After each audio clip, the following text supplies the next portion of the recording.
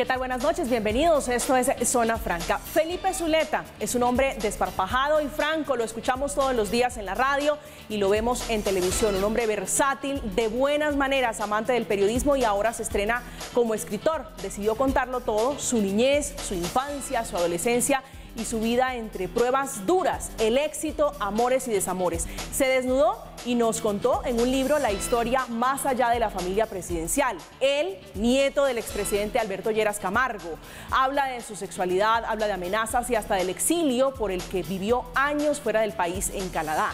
¿Cómo ve la política? ¿Quién cree que será el próximo presidente de Colombia? ¿Y cómo va el país? ¿Y qué tanto ha cambiado desde esas historias? Esta noche hablaremos con él y con uno de sus entrañables amigos, el exfiscal, exprocurador Alfonso Gómez Méndez, un hombre importante en la historia reciente del país. Hablaremos de política, de la historia del país y de sus vidas. Bienvenidos.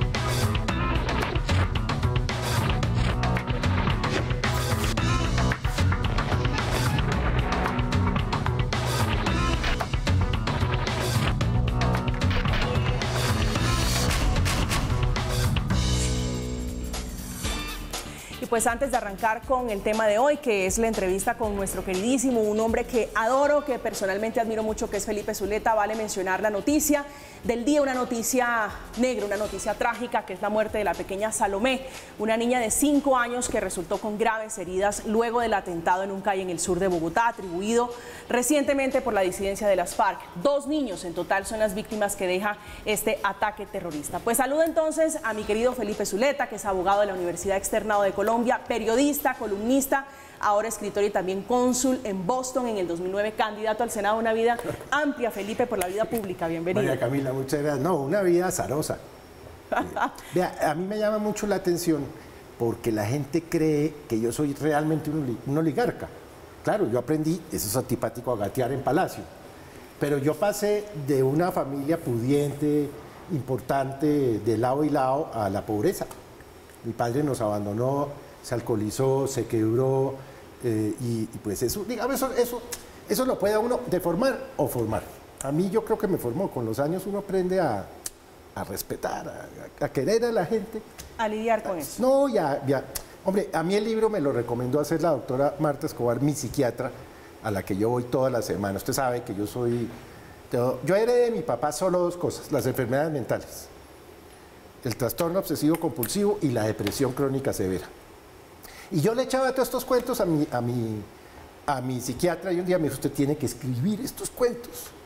Yo le dije: pero es que yo qué voy a escribir esos cuentos. Y casualmente, no sé por qué, apareció Intermedio Editores, tal vez por un par de columnas, ¿no, Alfonso? Sí, sobre temas personales, ¿no? Sí. El suicidio, alguna cosa. Y yo me les lancé y aquí voy. Pero ya vamos a hablar entonces de cómo le ha ido usted como escritor. Saludo al doctor Alfonso Gómez Méndez, ya lo presentaba, un hombre muy curtido, un hombre muy importante, decía, en la política. Doctor Gómez, bienvenido, buenas noches. Muchas gracias, María Camila, por la invitación y, bueno, por invitar a alguien que ha venido acumulando ex. ¿Acumulando ex? ¿Cómo es eso? Es que es ministro, es juez. Es que esta historia, Felipe, para que entremos... Ex esposos, ex esposas, ex amantes. Ex todos, pero para que entremos, Felipe, bueno, este libro lo recomienda su psiquiatra, usted que Sí. nos ha compartido un poco de su intimidad. ¿Cómo le ha ido usted como escritor? Lleva ya un par de semanas de haber salido el libro. Yo estoy sorprendidísimo porque yo no esperaba que fuera a tener este éxito. Y yo, como la pandemia, no lo vi venir. Yo pensé que eso iba a ser ahí un librito pues trascendental, ahí de un tipo que va y escribe cosas. Y resulta que en 4 días se agotó la primera edición, tuvieron que imprimir otra y van para la tercera. Eso fue una cosa de loco, yo no me lo esperaba. Y por supuesto, pues estoy agradecido con la cantidad de gente, pero es que son una cantidad, miles, por Instagram, por Twitter, por Facebook. Ya lo compré, ¿dónde lo consigo?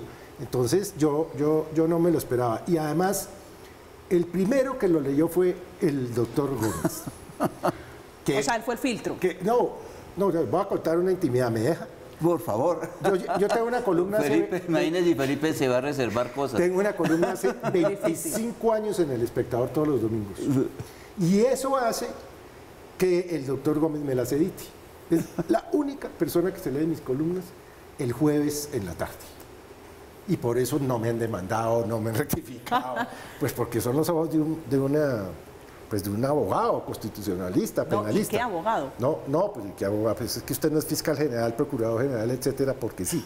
Entonces, Alfonso fue el primero que recibió el libro. No, él lo compró primero porque no se aguantó las ganas. Ah, sí, Felipe me llama, le voy a mandar el libro, dedicado y no sé qué.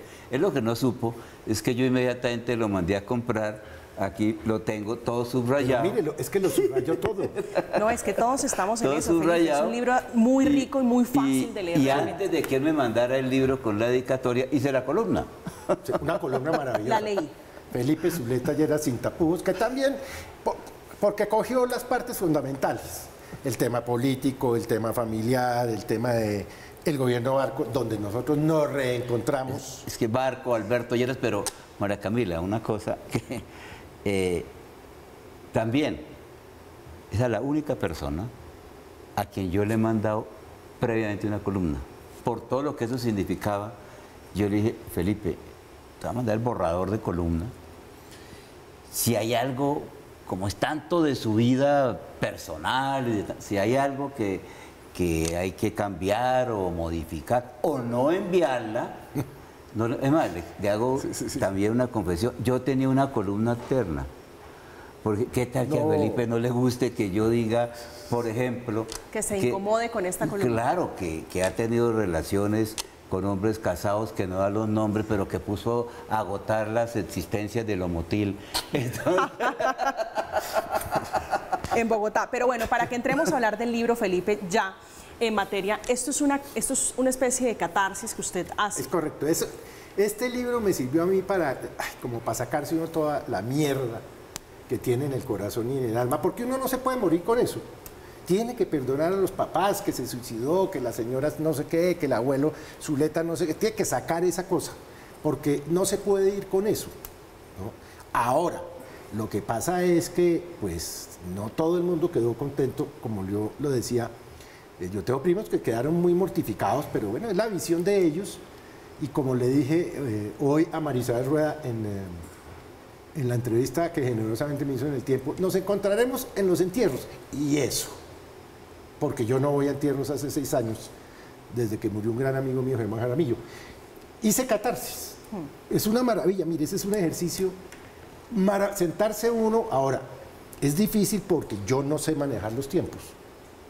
O sea, esa cosa que hace, por ejemplo, García Márquez, que pasa de uno, no.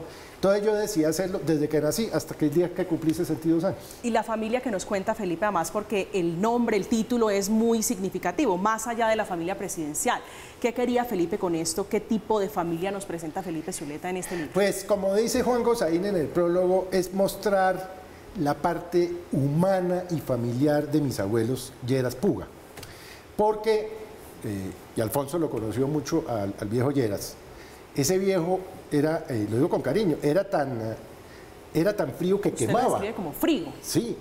Y él ponía cara de farol japonés y sacaba una mano así. Por eso le manda el monarca. Claro, y todo el mundo quedaba petrificado.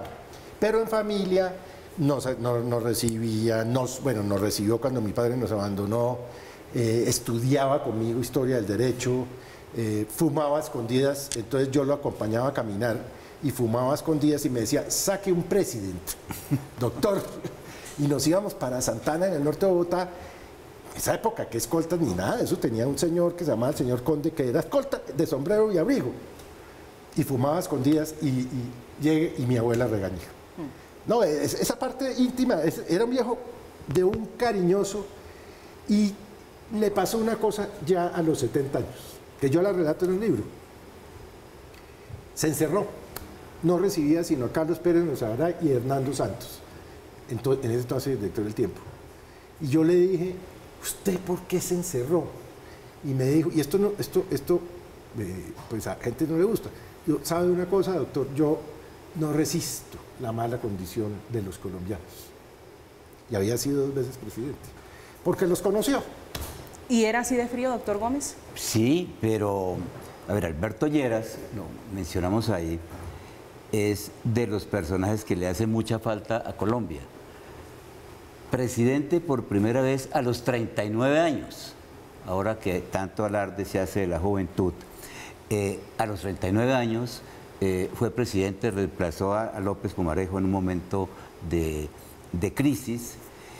Yo tengo una cosa, incluso en mi infancia en Chaparral, la primera campaña, pues la campaña ya de él fue en el año 58. Yo todavía recuerdo los campesinos en Chaparral y en sus casas tenían el lema de Alberto Lleras era un nuevo amanecer para Colombia. ¿Por qué digo que le hace falta?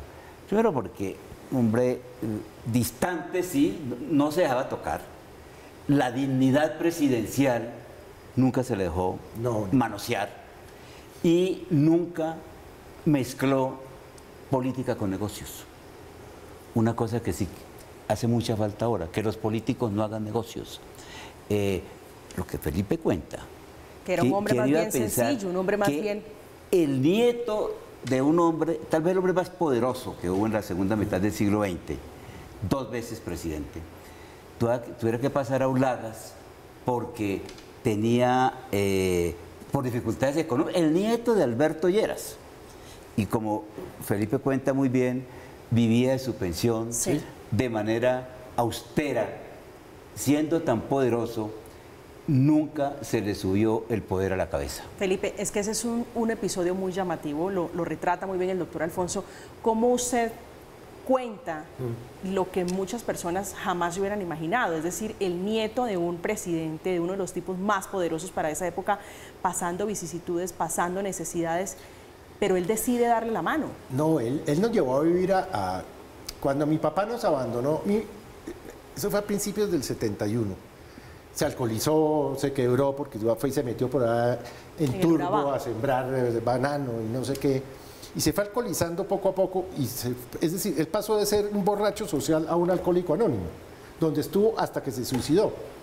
Mi mamá nunca había trabajado. Ella no sabía o no la veía. Es decir, cuando empezó a ver la pobreza, el entonces, no me acuerdo el nombre, gerente del Banco Cafetero, le dio que manejara una agencia, no sucursal, del Banco Cafetero en la 77 con 15, que ganaba, yo no sé, 3, 4 salarios mínimos. Ahí mis abuelos nos cogieron y nos llevaron a su casa de la 76.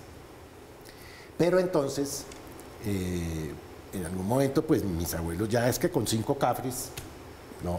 Y mi tía Marcela, que vivía con ellos, pues con mucha rabia de que le hubieran invadido su espacio, le regaló la cuota inicial a mi mamá de un apartamento en la 88 con 15 que costó 570.000, que mi mamá pagó en 25 años.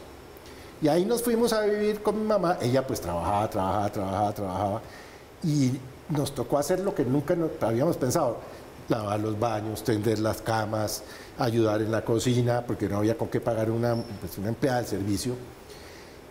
Y la pobreza llegó a tal punto que, y yo lo cuento ahí, no había con qué comprar ropa. Entonces mis hermanos y yo colgábamos los calzoncillos en el tubo del calentador, que además amanecían así, ¿no? No había con qué comprar zapatos. Yo le ponía periódico a los zapatos que tenían un hueco. Yo por eso hoy día no muestro una suela ni muerto. No se me ocurre, yo tengo esa obsesión. Y nos tocó a todos irnos muy temprano de la casa. Yo empecé a trabajar a los 13 años en una panadería, en 85 con 15, que se llamaba Panquiaco, de cajero. Yo salía del colegio a las 4 y trabajaba hasta las 9:30. Y así nos fue. Mi hermano Diego se fue a los 16 a Estados Unidos, él se quedó allá. Todos nos fuimos como... Mi abuelo adoptó a Camila, mi hermana, a las 2 niñas. No, muy duro. Es que es muy duro. Y la gente cree que es que este oligarca, le dicen a uno, pues es que nos ha tocado como millones de colombianos. Bueno, el doctor Alfonso, que conoció mucho la situación en esa época, usted decía que vale la pena mencionarlo porque hoy lo normal es que un político robe. Lo normal es que un político se enriquezca aprovechando su cargo. Usted decía, el expresidente Lleras no era de ese corte. No, por favor. Yo siempre lo menciono al tiempo. Alberto Lleras y Darío Echandía. Obviamente, Lleras fue presidente 2 veces y él tenía esa frase: no hay que mezclar política con negocios. Y esto que está describiendo Felipe, de hecho, yo creo que no se repetiría hoy, porque hoy hay concejales que le tienen garantizada su bienestar económico a sus hijos, nietos, bisnietos y tataranietos, ¿no? Entonces, por ejemplo, eso, menciono a los concejales, ¿por qué? Porque Alberto Lleras fue concejal de Chía, que después, al final de sus días, se fue para allá, en una época en que los concejales no tenían sueldo como ahora. ¿Sabe ¿no? qué me llama la atención? La historia que cuenta Felipe alrededor de Hato Grande, que yo creo que retrata muchísimo lo que fue su abuelo. Ah, por favor. Hombre, esa es una historia. Felipe Lleras, mi bisabuelo, no era propiamente, como yo digo en el libro, un siervo sin tierra. Era, como dice mi abuelo en sus memorias, un hacendado sin hacienda. O sea, administraba. Y esto era de una familia muy rica de Sopó, que en algún momento decidió entregársela al gobierno de Alberto Lleras. Mi abuelo dijo, no existe la menor posibilidad de que el gobierno reciba nada en donde ha estado mi padre viviendo hace lo que usted quiera, 30 años o 40 años. Virgilio Barco, que era su ministro de Transporte, le dijo, mire, presidente, es que no es para usted, es para la nación. Y entonces mi abuelo dijo, ¿sabe qué? Yo no quiero saber de eso y tampoco pienso ir en lo que me queda de gobierno. Bueno, y eso era él, ¿no? Mi mamá, hay una anécdota, mi mamá tenía 13 años, estudiaba en un colegio que se llamaba el Nuevo Gimnasio, y llegó un día en la primera presidencia con una medallita del bello carácter, o no sé qué vaina, y mi abuelo entró a saludar al abuelo, y mi abuelo la miró y le dijo, ¿usted qué tiene ahí? Consuelo. Y dijo, es que me dieron una medallita por bello carácter. Entonces timbró, le dijo a la secretaria, llámeme a Berta, por favor, que si puede venir. Y entró la abuela y le dijo, Berta, hágame el favor y se va para el colegio con la niña y devuelve la medalla. Porque los hijos de los presidentes no tienen por qué recibir ni prebendas ni medallas. Y la hizo devolver. Ese era el nivel de ese era el talante del expresidente Lleras. Sí, casi, ¿se acuerda, Felipe? Otra anécdota de uno de esos próceres que sí tuvimos nosotros, en verdad, que cuando llegó a la presidencia, llevó él unos muebles. Él. Y al momento de salir, la esposa le dijo que se los llevara. Dijo, no, porque nadie los vio entrar, pero todo el mundo los va a ver salir. Sí. Eso es muy cierto. Ese era el talante. Usted, Felipe, ha sido un hombre, este libro lo cuenta, quienes lo conocen, usted hace muchos años saben que usted ha sido un hombre muy cercano al poder, estuvo en el gobierno de Virgilio Barco, sí. Fue cónsul. ¿Cómo fue esa experiencia? ¿Cómo ha sido esa historia suya por lo público? Yo, en mayo del 86, en plenas elecciones, hicieron un programa contra Virgilio Barco por un programa que ustedes recordarán, Alfonso, se llamaba Las Unidades Barco. Claro, Fernando Barrero Chávez. Claro. Dicen que inspirados por el alvarismo. Bueno, se cayó Fernando, que es amigo mío. Y el presidente encargó a María Cristina, como digo yo, María Cristina Mejía, sí. ¿no? Que yo la conocía porque sus padres eran muy amigos de mis padres. Esposa de mis abuelos. Mejía, sí. Claro. Y además, pues la conocí. Entonces me llamó, usted, necesito que me ayude el secretario privado. Y yo dije, pues es una buena experiencia. Yo nunca he entrado al sector público. Bueno. ¿Qué estaba haciendo en ese momento, Felipe? En ese momento yo estaba haciéndole una asesoría jurídica a la Asociación Médica de los Andes, adscrita a la Fundación Santa Fe de Bogotá. Y me fui para allá, bueno, me posesioné y tal, le ayudé a María Cristina y se acabó el gobierno, el 7 de agosto, y entró Barco. Nombraron un señor que se llamaba Armando Sánchez Torres, que había sido gerente de la empresa de teléfonos de Bogotá. Y él se posesiona a finales de agosto y se cae a principios de octubre porque el diario El Tiempo le publicó un supuesto negociado con la Siemens. ¿No? Pero eso era en otras épocas, sí, ¿no? Claro. Eso ahora no pasa. No, eso no pasa. Entonces, él me había dicho, acompáñeme de secretario general. Bueno, el tipo se cayó y yo dije, qué mamera, ahora quién sabe qué van a poner. No, esto sí, y me van a decir que me queda aquí otros 3 o 4 meses mientras aprenden a distinguir entre triciclo y quiluciclo, ¿no? Porque eso es lo que les pasa a sus altos funcionarios. Y un día suena el teléfono de Gravisión, Virgilio Barco. Felipe, le habla el presidente, ¿cómo está, amigo? ¿Usted sabe montar a caballo? Le dije, no tengo ni idea, amigo, pues le va a tocar. Va a tener que aprender. Va a tener que aprender porque lo acabo de nombrar director de Inravisión. Yo le dije, mire, uno no le pone condiciones a los presidentes, pero este es el puesto en ese momento más difícil del país, porque no había programadoras, usted manejaba todos los noticieros, las programadoras, las vedettes, los no vedettes. Me dijo, cuente con eso. Y así siempre fue. Y si no era él, era Germán Montoya.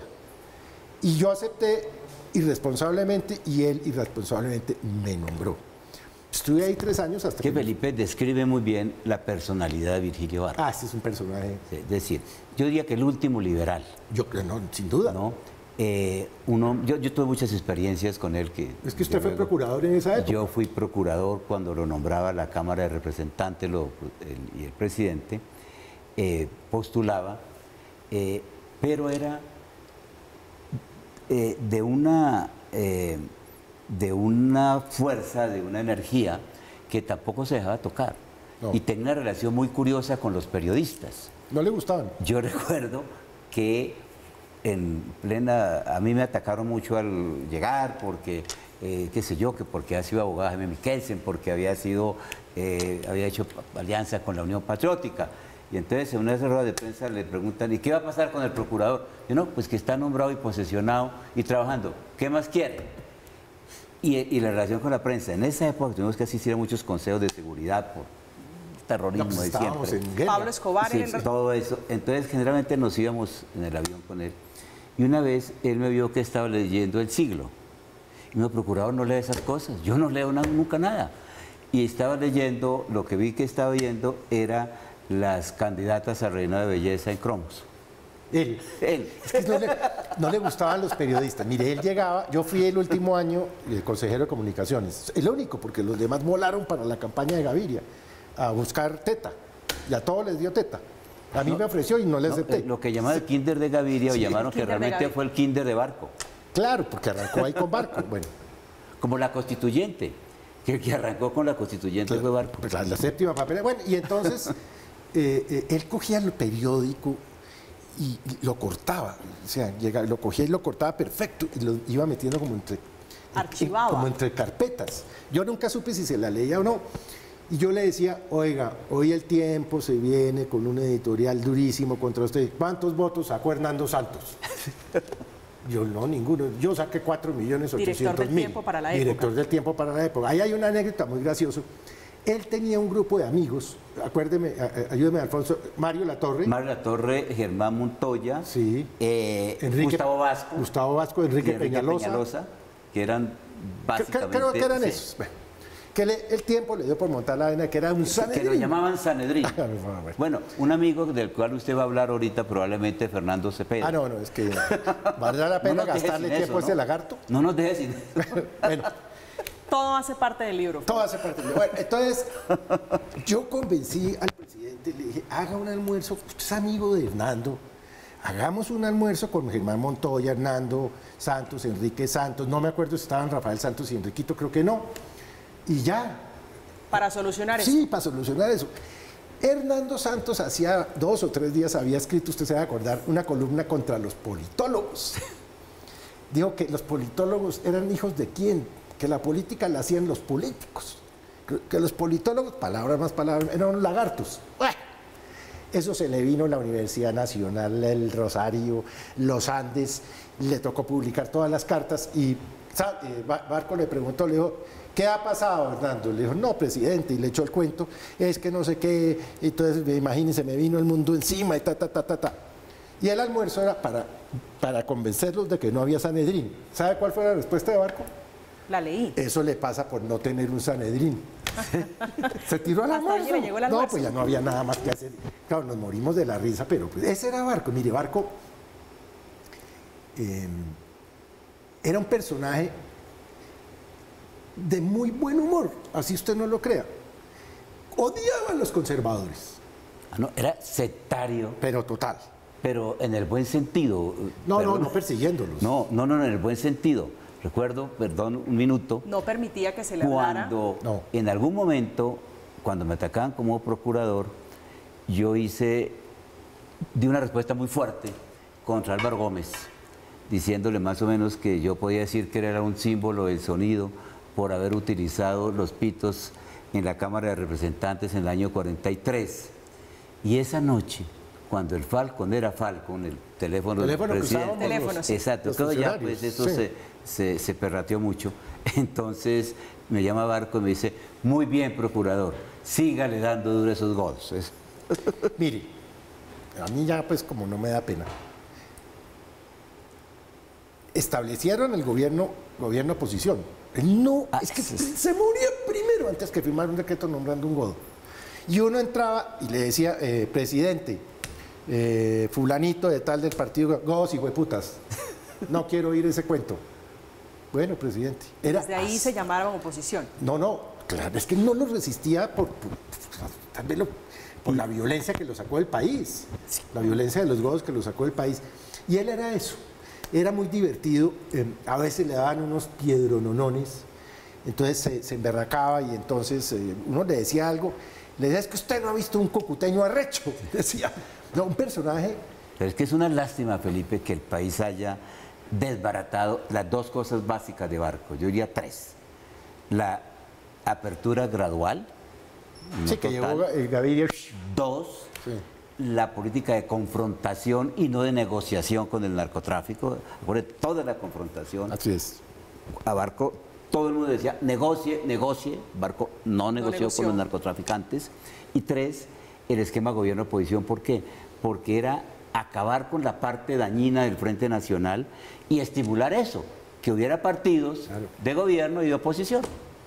No, ese era un personaje y muy importante, don Germán Montoya. Este país no sabe lo que le debe a don Germán Montoya, que fue, digamos, el presidente. El poder detrás del poder. El poder detrás del poder. Montoya no perdía una. Montoya sabía hasta el detalle. Y entonces yo le decía a don Germán, el diario El Siglo publicó tal cosa, decía, ese sirve para madurar aguacates, no te preocupes, chiquito, le decía uno. Todo era así, era un viejo que había sido presidente de la Chrysler, era un tipo muy rico, además no necesitaba el puesto para robar. Un empresario pero que conocía mucho el país. Mucho. Y la gente, ¿no? No, ¿Quién era quién? Era un tipo maravilloso. Y Barco, pues, Barco tenía unas... Mire, Barco en los últimos meses me llamaba a las 10 de la noche. ¿Qué está haciendo? No, presidente, es que mañana tal, esto es tal discurso. Entonces, súbase a la casa privada. Entonces, tomémonos un whisky que estamos cansados. Yo no tomo whisky, pero usted cómo le dice al presidente que no. Bueno, sí, pero bajito, le decía yo al muchacho ahí, al muchacho que servía. Y de repente en el estudio de la casa privada abría eso y sacaba un pote de arequipe y dos cucharadas. Le decía, ¿a usted le gusta el arequipe? Sí, claro, presidente. Y le daba, ese era Barco.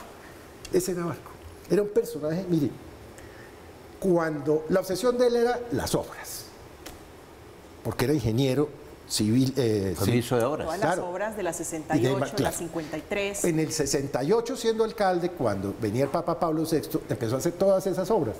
La 68, la 63, la 53, conectaba con la 20. La gente decía, con la 23 decía, ese man está loco. Mire, está pasando unas avenidas grandísimas por entre los lotes. Alfonso se acuerda de esa Bogotá del 68. Sí, claro. Yo tenía 8 años, yo no me acuerdo de eso. Bueno. Agosto del 68 que vino Pablo VI. Vino Pablo VI. Él se obsesionó con Ciudad Salitre. Y siempre sacaba ahí unos planos enormes, y aquí iba a quedar el hospital, el colegio, no sé qué, porque esta va a ser la ciudad más importante dentro de la ciudad. Consiguió que Julio César Sánchez, el alcalde, gobernador, el gobernador y que, pues, sí. Bueno, le cediera estos lotes, todos esos lotes de la beneficencia, y él inauguró, hasta que no puso la primera piedra, que la puso el 6 de agosto del año 90, no quedó tranquilo. Eso era Barco, era un tipo... Y mire lo que es el Salitre hoy. Sí. Pues, vaya a comprar un apartamento en el Salitre, a ver si puede.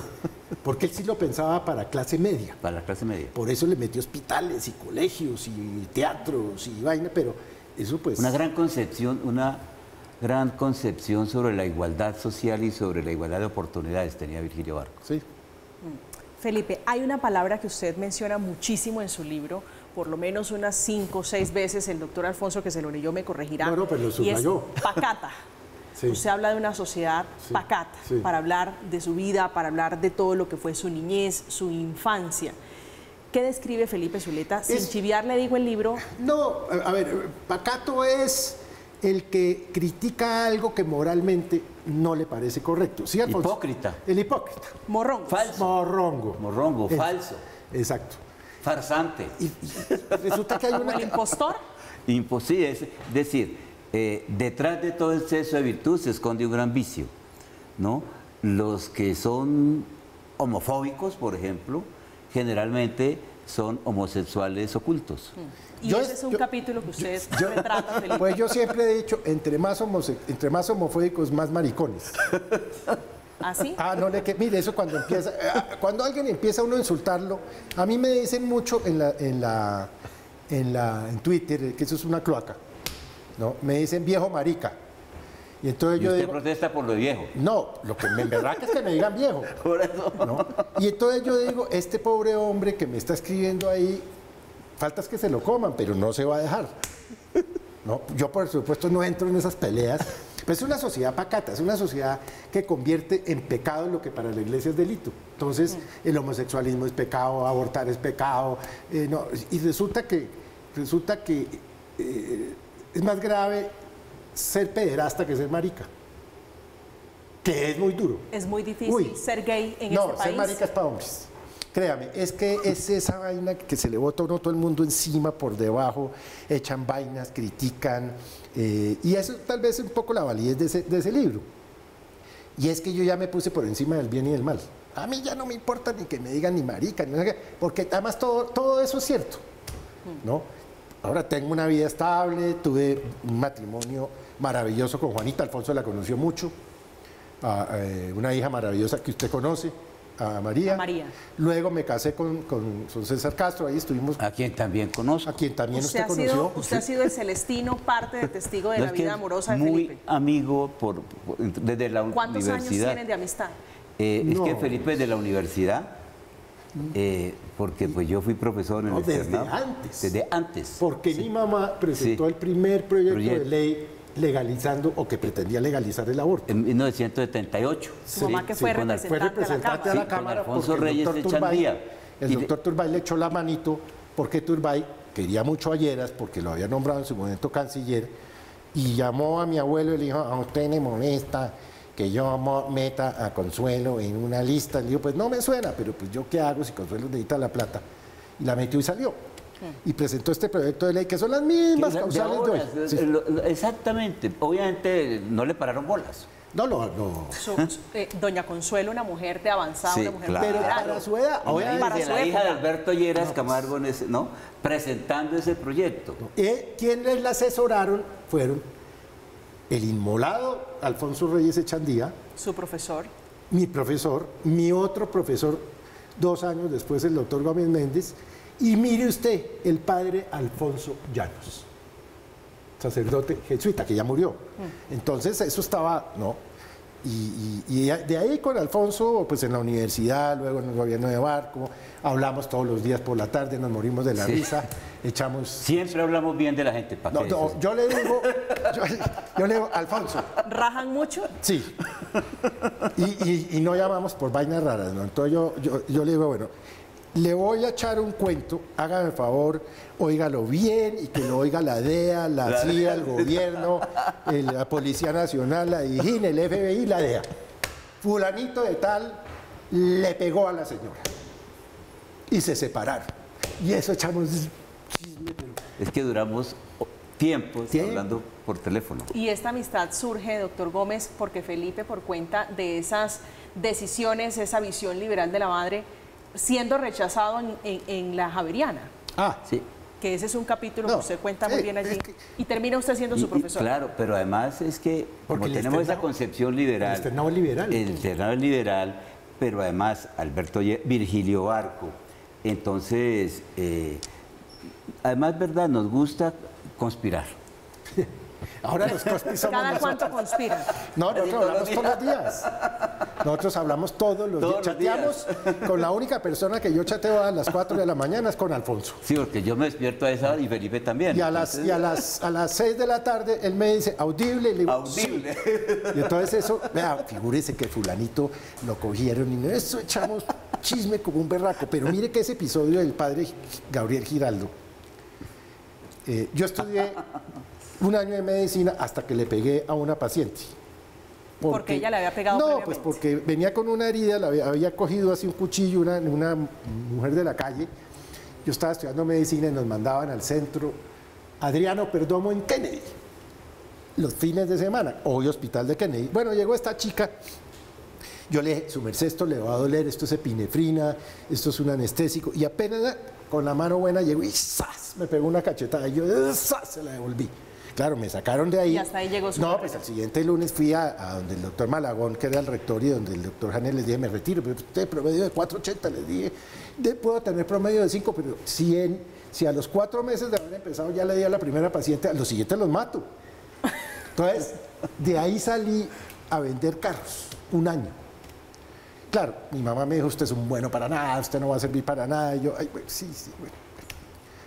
Y después volví a estudiar inglés, que yo me pagué mi curso de inglés, vivía donde mi hermano.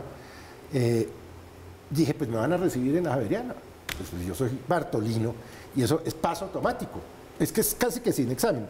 Entonces yo llego donde este cura miserable y me dice, ¿usted cómo es que se llama? Le dije, Felipe Zuleta, padre. Me dijo, usted no entra a esta universidad porque su mamá es una abortista. Yo, Pro aborto. sí, no, pues acaba de presentar el proyecto pues hacía un año. Y yo le dije, bueno, padre, pues entonces llegué muy aburrido donde mi abuelo y le dije, oiga, este cura hijo no me recibió. Me dijo, mire, doctor, es que usted es liberal, usted no es godo como el viejo Zuleta. Me da pena hacerle esta insinuación, váyase para el externado. Alberto ayer asistió un año al externado. Claro, el doctor honoris causa del Claro. externado. Bueno, yo me fui, me entrevistó el profesor, pues el doctor Inestrosa, y ahí pasé los 5 años.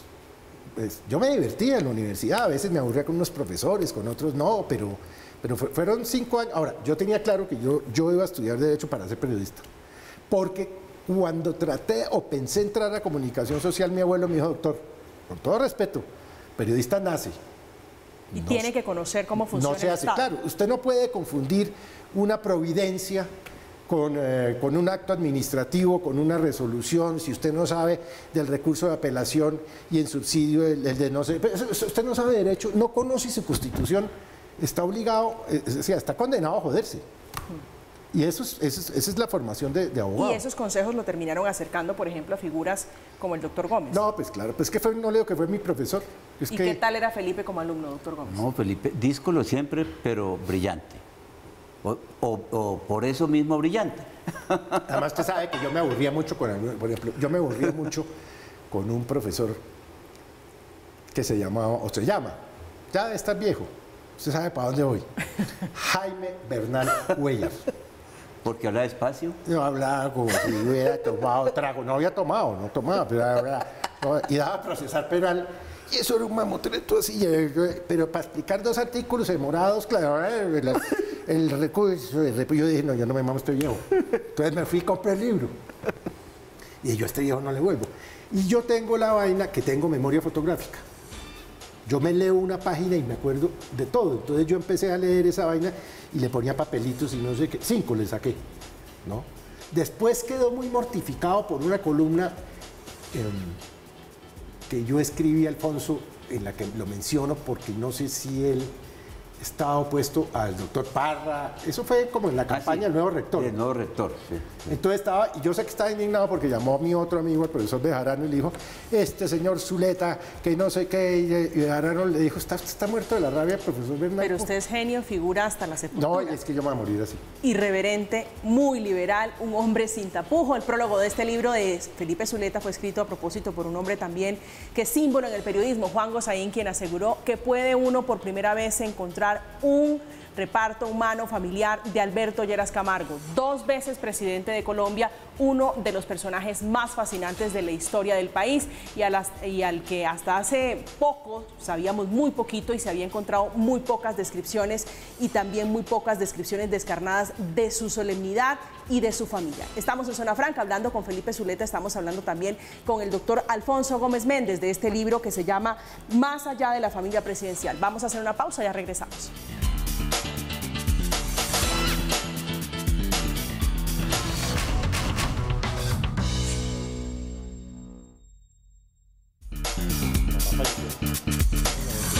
Estamos de vuelta en Zona Franca, estamos esta noche hablando de libros, estamos hablando del libro Más allá de la familia presidencial. Felipe, ¿por qué fue tan difícil la relación con su madre, con doña Consuelo?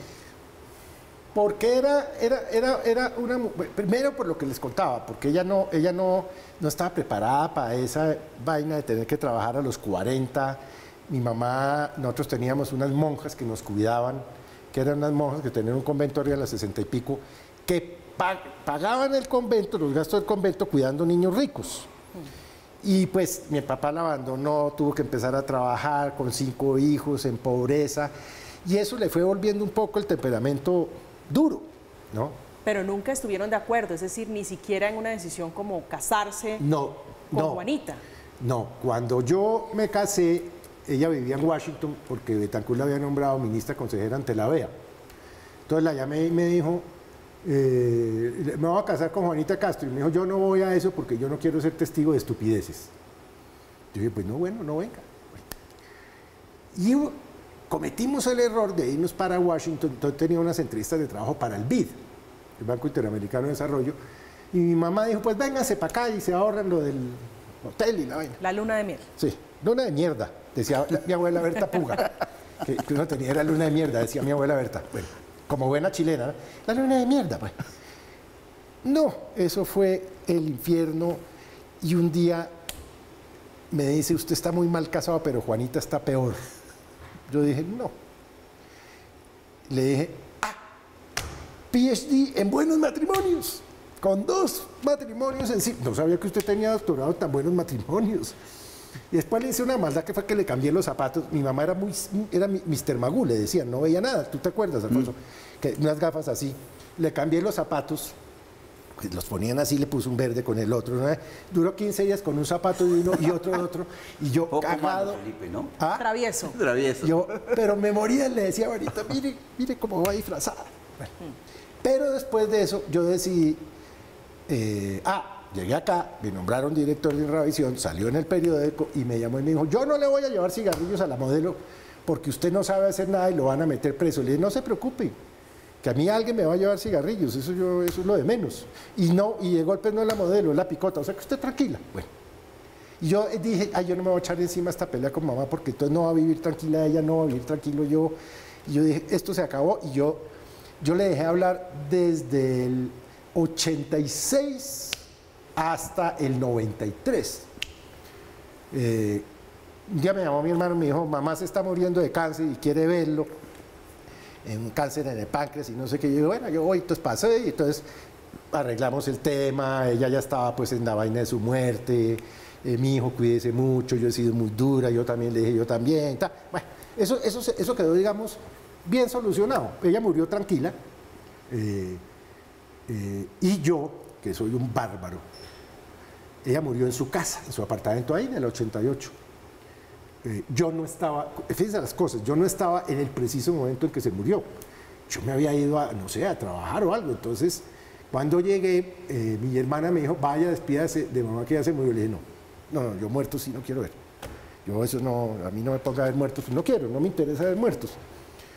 Y me fui, dije, ya vengo, me fui para Carulla, que quedaba a 3 cuadras en la 92, y compré whisky. Entonces llegué al apartamento, les dije, hágame el favor y echémonos un whisky a nombre de la vieja. Un perro, no, eso llegaron los de la funeraria y no había quien entregar ese cadáver, ¿no? Con mis hermanos, eso fue, pero eso salió bien. Pero ese pedacito no está aquí en el libro. Es que vuelvo y le digo que va a haber una vaina que se llama la historia detrás de cada historia. De Álvaro Uribe antes. Sí, ese pedacito de Álvaro Uribe que usted cuenta, su familia liberal, Sí. no muy gustosa No. del expresidente Uribe, y lo mandan, pero cuéntelo usted. A ver, mi abuela murió en agosto del 2007 a los 98 años. Pues murió ya de vieja, pues de muerte natural. Ella había dicho que no quería nada y tal, pero bueno, que una misita. Evidentemente organizaron una misa ahí en la iglesia del Chicó, en la 90 con 11. Iba a ser una cosa chiquita y mi hermana Juana, que es una señora, Alfonso la conoce porque parece que lo hubiera ¿Más criado. temperamental? Uf, pero dura, eso es una vaina. Trabajó Es que, conmigo, sí. trabajó con Alfonso. No, es que no concede una, ¿no? Bueno, llegó ahí un edecán y unos tipos de presidencia, que es que a buscar aquí el sitio del presidente Uribe que viene al entierro de la señora. Y mi hermana le dijo, ¿quién? El presidente de la República le dijo, no. Dígale al presidente que le agradecemos mucho, pero que no es bienvenido. Y le advierto, si el señor Uribe viene, lo sentamos en la última silla. No lo vamos a sentar adelante. Bueno, Uribe ya venía en camino. Entonces Uribe llegó y el edecán, entonces Uribe pues entendió que no era bien recibido y se sentó atrás. Y mi hermana, que era una jodida, cogió a Belisario y a Gaviria y lo sentó en primera. Pero lo gracioso de eso es que en la mitad de la vaina entró el embajador de Chile. Mi abuela era de Temuco, de Chile. Hija de un general chileno. Hija de un general chileno que fue jefe de misión, como agregado militar y jefe de misión en el año 30-31. Bueno, y le puso la bandera encima. La de Chile, para completar. A quien había sido 2 veces primera dama. No, obviamente, pues eso, mis hermanos iban muriendo. Yo no vine porque estaba en Canadá viviendo, pues, refugiado. Muy compleja la política, doctor Gómez. Tenaz, ¿no? Estaba yo recordando ahorita mientras escuchaba a Felipe sobre eso que nos ha unido, ¿sabes? Que, imagínate que mi primera señora, que era enfermera del Tolima, la mamá de mis hijos mayores, fue enfermera de Alberto Lleras. Pues Rosita.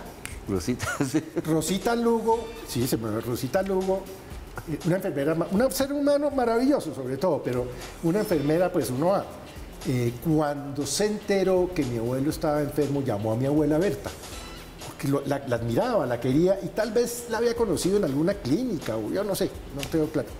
Le dijo, yo quiero cuidar, doña Berta, usted tiene que descansar. Usted ya no está en edad de no dormir 24 horas del día. Yo quiero cuidar sin costo alguno al presidente Lleras en lo que le reste de vida. Y así fue, la vieja se pasó para otro cuarto y Rosita se quedó, Rosita se debió quedar como 3, 4, 5 meses. Sí, mientras el viejo quería se mucho murió. el presidente Lleras. Tenían un vínculo ustedes muy fuerte. No, es que muy fuerte. Por la política, por la academia y que por no- la y familia. las conversaciones que nos las oyeran, ¿no? Pues sería muy agradable, por supuesto, poder escuchar una de esas. Ya quisiera uno estar en Ya la después fiscalía. podemos hacer un libro a 2 manos. Sí, señor. La primera edición de este libro, Más allá de la familia presidencial, se agotó, Felipe, se agotó en 5 días, según reveló el propio Felipe Zuleta en sus cuentas de redes sociales. Estamos en Zona Franca, vamos a hacer una pausa. Al regreso, la conclusión sobre la vida de este hombre maravilloso, Felipe Zuleta, y su amigo entrañable, un cómplice en su vida, el doctor Alfonso Gómez Méndez. Ya regresamos.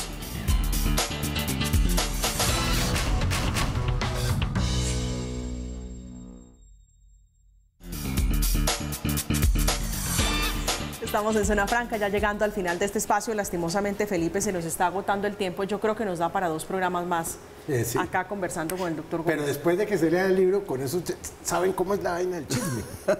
Y el morbo, porque es que eso es lo Es que chévere. esto tiene mucho de morbo. Uy, mucho chisme. Sobre también. todo, Felipe, lo difícil que usted narra, lo duro que es. Usted mencionó un capítulo aquí de personas, hombres casados que han tenido relaciones con usted. No menciona los nombres, se lo reserva. No, ni lo voy a hacer porque deben estar tomando Lomotil, como dice Alfonso. No sabe que lo más duro de escribir, yo tuve ahí 2 episodios rápidamente duros. El suicidio de mi padre y cuando destrocé mi familia con Juanita y con María. Eso tal vez ese día me sentí inmundo, muy mala persona, repulsivo, tremendo. Por eso el libro yo se lo dedico a María y a Juanita. Porque fue muy duro, muy duro. Y era un matrimonio maravilloso, pero me enamoré de una persona que trabajaba conmigo y No salió mal el tema, pues estuve con él 14 años, pero muy duro. Uf.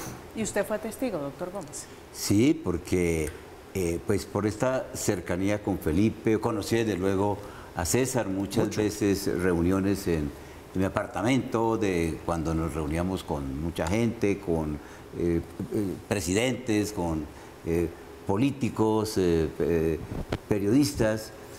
Inclusive yo quiero mencionar aquí que de las tantas frases estas ingeniosas de Felipe, cuando estaba al rojo vivo la discusión sobre el matrimonio homosexual, recuerdo que una vez lo entrevistaron y dijo, mire, yo no sé por qué dan esa discusión, si yo he tenido un matrimonio heterosexual y me fue mal, y uno homosexual y me fue mal. Luego el problema no es si es homosexual o heterosexual, sino es el matrimonio. Es casarse. Y sí, ya le dije, mi abuela decía matrimonio y mortaja del cielo baja. Y le fue muy bien, estuvo casada con Lleras pues del 31 hasta el 90, que el viejo murió. Pero usted tiene pareja, Felipe, pero no se Yo va a tengo volver a pareja casar. estable, sí. Pero no se va a volver a casar. No existe la menor posibilidad, nosotros vivimos todo lo que usted quiera. No, es que eso enreda mucho las cosas, porque uno no sabe con quién está casado, sino hasta que se separa. Esa es otra de las frases del libro. Esa es otra de las frases del libro. Ay, mi vida, me quedan mi dos corazón, preguntas, porque ya se nos agotó el tiempo y una de ellas es para el doctor Gómez, porque en lo personal yo a Felipe lo distingo, como dicen acá, hace ya unos años, pero este libro me da otra impresión, descubro otro Felipe y quiero saber usted, que es amigo de hace muchos años, si usted tiene la misma impresión. Sí, es decir, Felipe, yo incluso quería titular Felipe al desnudo, y eso creo que lo retoma sí. Marisabel. Sí, pero más allá de todo esto, lo que hay detrás de esta figura es, más allá de un hombre angustiado, pero más allá de eso, es un hombre sumamente brillante. No quiero parecer adulador, pero es como en eso el heredero de Alberto Lleras Camargo, incluso su figura, ¿no? Y que conoce como pocos la historia reciente del país. No sé, Felipe, si la ha vivido o la ha sufrido. Ambas. Ambas, sí. Y con la familia, Felipe, ya me tengo que ir. ¿Con la familia cómo le fue? ¿Con la Zuleta? Con la Zuleta. No, eso sí. ¿Están bravos? Sí, mandaron unas cartas, están furiosísimos. Y como le dije, pues ya no nos encontraremos más, porque yo no voy a entierros. A ellos sí les encantan los entierros. Y va a haber segunda parte. Porque van hay segunda edición. A echar carreta. Ya hay segunda y vamos a tratar la tercera o seguir con esto para que el lector agarre desde el principio y vaya llevando un hilo, o otra que es una historia detrás de esta historia, pero eso ya lo va viendo el editor. Y bueno, de verdad, gracias, bueno, Alfonso, por venir. Esperaremos, Felipe, me alegra mucho tenerlo esta noche acá. Usted sabe... Usted ha visto que yo no me pierdo este programa, ¿no? Yo le mando fotos. Sí, usted es un televidente habitual, un seguidor habitual de Zona Franca. Déjeme decirle, Felipe, que lo felicito. Gracias, lo felicito, usted sabe que le profeso no solamente cariño, sino respeto y admiración, y me parece que este libro es un arte, me parece que es una obra muy maravillosa, una obra para descubrir una persona mucho más de el periodista, mucho más allá del abogado. Lo felicito, Felipe. Bueno, y vámonos a dormir ya, porque mañana tenemos que levantarnos a las 4 de la mañana. A las 4 de la mañana, doctor Alfonso Gómez Méndez, un placer, un gusto tenerlo acá en esta mesa. Muchas gracias, Marta Camila, y muchas gracias, Felipe, también por la invitación. A ustedes, como siempre, muchísimas gracias. Llegamos al final, los invitamos a que se queden en Red Más con la Tele Letal, que hoy tienen como invitado al candidato presidencial Rodolfo Hernández. Vamos a ver qué pasa. Que tengan un feliz resto de noche.